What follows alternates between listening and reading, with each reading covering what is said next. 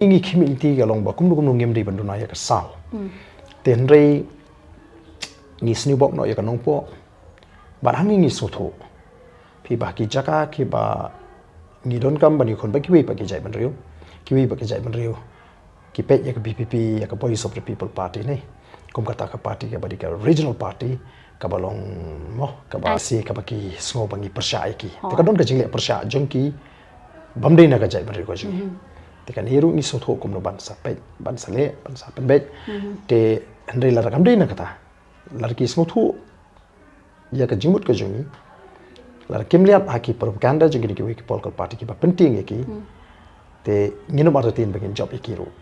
den re ka por kan batai ka por kan ya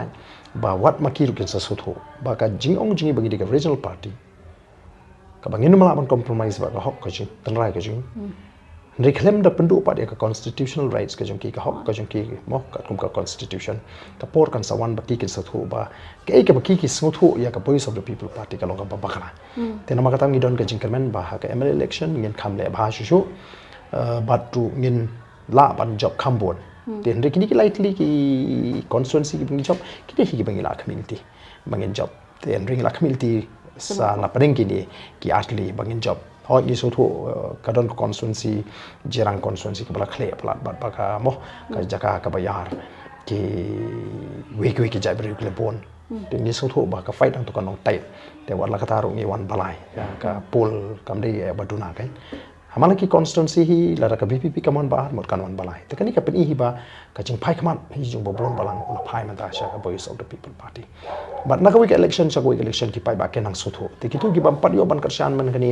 haka MP election ki la karshan man ta haka MDC election but ki tu ki banum karshan man tar kan wan hi ka por ba ken sa so tho bang ila bakla but ken sa ai la ye haka arko para ki message ki bang yo boldly ki calls mo yo na Garo Hills ba ki ai khuble but ki onkla dei sa por ba hin stang no sa shini cha Garo Hills ki kwa but ki pe ka Voice of the People Party as a party which is against corruption parti ka balong yang persya ka corruption ba ki so tho ba ka corruption kala kata hadu kata ta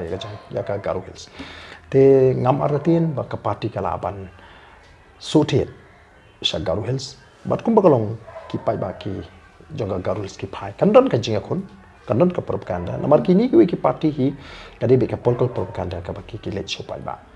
mo ki issue ki babon kade be ke ban mislead yu pai ba but create confusion yu pai ba